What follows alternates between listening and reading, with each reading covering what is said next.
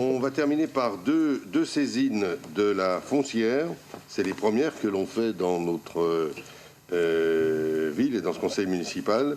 Donc, deux saisines de la foncière de Haute-Savoie pour des opérations de construction en BRS, bail réel solidaire. On a eu l'occasion déjà de vous présenter tout cela. Monsieur Boucher. Voilà, donc cette saisine, c'est sur deux lieux différents. Un lieu où la ville est propriétaire et un autre lieu où l'État est propriétaire. Bon, en deux mots, je ne vais pas laisser le président de l'EPF nous le dire, ça va prendre un peu longtemps, je vais vous le dire en deux mots, sur le bail réel solidaire. Monsieur Boucher, vous savez être aussi long. Sur le bail réel solidaire, ça permet d'avoir une accession sociale, c'est-à-dire une accession à un prix. Enfin, j'ai vu, je suis allé à l'EPF récemment, là, assister à des projets sur Régnier, où ils sortaient à 2600, 2800 euros le mètre carré. Donc c'est un prix vraiment d'accession sociale.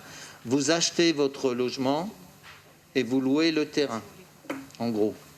C'est ça, vous louez le terrain, donc 1 euro le mètre carré par mois. OK.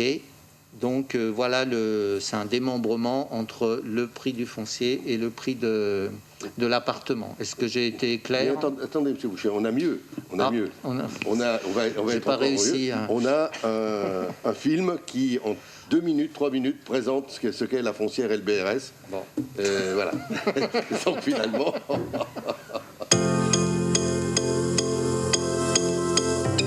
Les élus de Haute-Savoie sont confrontés à un marché immobilier tendu et cher. Dans le même temps, leur collectivité dispose de moins en moins de moyens. En réponse, il faut les aider à mettre en œuvre des stratégies foncières étroitement liées aux documents d'urbanisme. Les difficultés d'accès au marché immobilier sont fréquentes. Prenons l'exemple des parents de Luc et Blandine. Ils cherchent un appartement d'au moins 80 mètres carrés. Il leur en coûterait 360 000 euros alors que leur budget est de 250 000 euros. Ils sont donc contraints de rester locataires d'un appartement qui ne correspond pas à leurs besoins. Cette difficulté d'accès au marché immobilier pénalise aussi le développement économique. Prenons un second exemple, celui d'un entrepreneur qui souhaite développer son entreprise de transport. Il dispose d'un budget de 250 000 euros pour acheter un bien et un nouveau camion. Ses finances lui permettent uniquement d'acheter un bien. Il n'a plus les moyens d'acquérir un camion supplémentaire. Considérant les blocages générés par les tensions du marché immobilier, les élus se dotent d'un nouvel outil, la foncière de Haute-Savoie. Il s'agit d'un outil à disposition des collectivités pour valoriser un patrimoine immobilier au profit du parcours de vie résidentielle des ménages et du parcours entrepreneurial des entreprises. Reprenons l'exemple des parents de Luc et Blandine. Dans le marché locatif, leur budget leur permet de louer un appartement de 70 mètres carrés seulement. Dans le marché libre, leur budget leur permet d'acheter un appartement de 60 mètres carrés seulement. Grâce à la foncière de Haute-Savoie, ils peuvent se voir proposer un logement en bail réel solidaire au prix de 2 700 euros le mètre carré. Avec un budget de 250 000 euros, ils ont ainsi accès à un logement de 90 mètres carrés répondant parfaitement à leurs besoins. Pour l'entreprise de transport qui a la nécessité de s'agrandir, les solutions existantes sur le marché libre ne sont pas adaptées. Soit elle garde une partie de son budget pour acheter un camion de transport supplémentaire, mais déménage dans un local trop petit par rapport à ses besoins, soit elle s'installe dans un local correspondant à ses besoins, mais dans ce cas, elle n'a plus les moyens d'investir dans son outil de production, le camion de transport supplémentaire qui va lui permettre de se développer. La foncière de Haute-Savoie est en mesure de lui proposer un local d'activité à coût minoré. L'économie réalisée lui permet alors d'acheter le camion de transport supplémentaire dont il avait besoin. Son entreprise se développe et il crée de l'emploi. Comment la foncière de Haute-Savoie constitue ce patrimoine public ? La foncière constitue son patrimoine à l'initiative des collectivités sur le principe d'un financement mutualisé. C'est ainsi que le coût du foncier est minoré pour la collectivité. À minima, elle participe à hauteur de 25% du montant de l'acquisition. Charge à la foncière de solliciter des participations complémentaires auprès de partenaires et, si cela s'avère nécessaire, des financements auprès d'institutions bancaires. Comment la foncière offre un bien immobilier à prix minoré ? Par l'utilisation des baux de longue durée. Ils permettent de déconnecter le coût du terrain de celui de la construction. En effet, le montant de l'acquisition du terrain est amorti par la foncière. Le coût de la construction est amorti par son exploitant. La propriété est temporaire. À la fin du bail, la foncière redevient pleinement propriétaire du terrain et du bâtiment. Comment la collectivité décide du projet d'aménagement? La collectivité exige la mise en œuvre de principes d'aménagement sur son territoire. Un entrepreneur ou un promoteur qui souhaite s'installer en prend connaissance. La collectivité demande à la foncière d'aider l'implantation du projet dans le respect de ces principes d'aménagement. Le contrat de longue durée négocié est signé. L'entreprise ou le promoteur construit et use du bâtiment selon les conditions du bail. En conclusion, la foncière est une structure indépendante qui agit pour les opérations d'aménagement des collectivités territoriales. Son objet est de fournir un foncier à coût minoré pour faciliter les opérations d'intérêt général. Il s'agit d'un outil créé par les collectivités, pour elles, et administré par les élus locaux. Sa durée de vie est illimitée pour assurer la pérennité des financements et maîtriser le renouvellement urbain. Créée sans capital, la participation des collectivités n'est requise que lorsqu'elles sollicitent la foncière.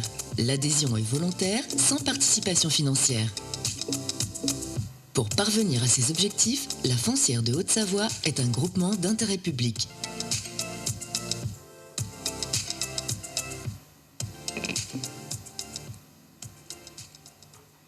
Donc voilà pour cette présentation.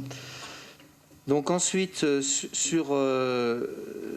je reprends les points. Donc sur le premier lieu, donc, qui se situe rue du Planet, donc depuis longtemps, c'est un travail entamé depuis longtemps avec la SA Mont-Blanc.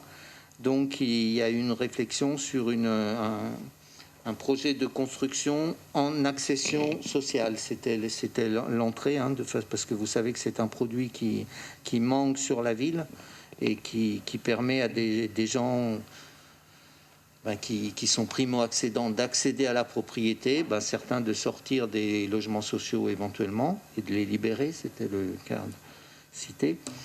Donc cette étude a été conduite donc, sur un terrain à la fois sur un terrain communal, section A sur les numéros 1071, 1073, 3335, 3552 et 3555 d'une contenance totale de 2917 mètres carrés. Sont installées à cet endroit-là 3 familles en sédentarisation, à cet endroit-là. Et d'autre part, sur le foncier mitoyen appartenant à la SA Mont-Blanc, donc ils ont déjà acheté à côté, donc cadastré section A sous les numéros 1555, 1652 et 1654. Le programme comprendrait donc 42 logements sur le terrain communal et sur le terrain de la SA Mont-Blanc, une quinzaine de logements et 3 maisons ultra-sociales pour reloger donc les personnes sédentarisées qui sont pour l'instant dans des chalets ou en caravane. Donc, compte tenu de l'évolution haussière du prix du marché de l'immobilier dans le cadre de l'accession à la propriété, la commune, en partenariat avec la SA Mont-Blanc, fait le choix de mener cette opération en optant pour un bail réel solidaire, donc ce nouvel outil mis à notre disposition qui a été créé en 2017. Bon, je vous passe ce que permet le BRS. Pour engager cette opération, la commune doit saisir la Foncière de Haute-Savoie, groupement d'intérêt public, dont la commune est adhérente par le biais de la communauté d'agglomération. La commune sera partie prenante de l'opération en participant au comité de territoire de la Foncière de Haute-Savoie chargé de la définition du projet. Donc, lorsque le dossier sera définitivement arrêté, il fera l'objet d'une validation en conseil municipal. Donc, pour l'instant, on saisit la foncière et je vous demande ce soir, donc on désigne 3 élus, donc 2 titulaires et 1 suppléant.